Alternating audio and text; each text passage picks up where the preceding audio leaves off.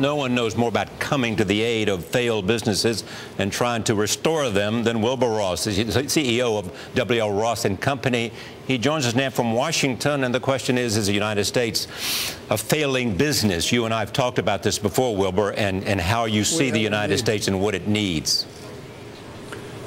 Well, I think we ought to first put things in perspective. From 1928 until the 1990s, the Republicans did not have control of the House of Representatives. So this is quite a unique event, this changeover we're seeing. And nationwide, there are 513,000 elected officials, of which only 38,000 are Republicans. So I think we need to put this whole thing into that kind of perspective. I'm more optimistic that there will be something come from the new Congress than some of the other speakers. What do you expect? And what would you like to see? Well, I think that the big question near term is going to be, will the incumbents who've just lost election, how will they react? Will they take a message from the public that they didn't like what was going on, or will they go forward with the same old stuff? Because remember, this crowd is the ones who are going to get to vote on whether or not there is the extension of the Bush tax cuts. The Republicans will not have enough power to put that through by themselves. It takes the affirmative action of both houses and then acceptance by the president. So that's going to be the first challenge. I think the second big challenge will be health care. And I heard tonight a big rumor that Newt Gingrich is going to start a petitioning campaign in all the states where there are senators up for election in the next cycle who voted for health care, trying to get a petition out that it should be repealed. That's going to be a very dramatic thing if, in fact, it occurs. What will be the end result? We don't know. The thing we have not talked about, Wilbur, is the financial regulation and whether this Congress will try, the upcoming Congress will try to do something about the major piece of reform legislation that was passed by the Congress last year. I would be a little surprised if they did too much there.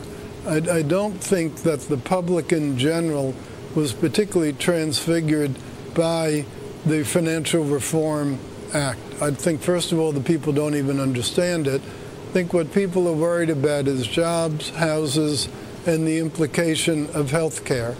I don't think these other things are really that high on the people's agenda, and I hope that the newly elected people will kind of follow the people's agenda. We can live with the financial regulation that's been put forward. I don't like a lot of it. I think a lot of it is silly, but it's not going to make or break the country. Some of these other things might. Referencing an earlier conversation you and I had, you worry a lot about American competitiveness in a coming economic environment in which there's been a paradigm shift of both economic growth to another section of the world, both in emerging markets in Asia, but also in Latin America. Oh, I do indeed, and I'm especially worried, as you well know, Charlie, about the lack of engineering talent in the States.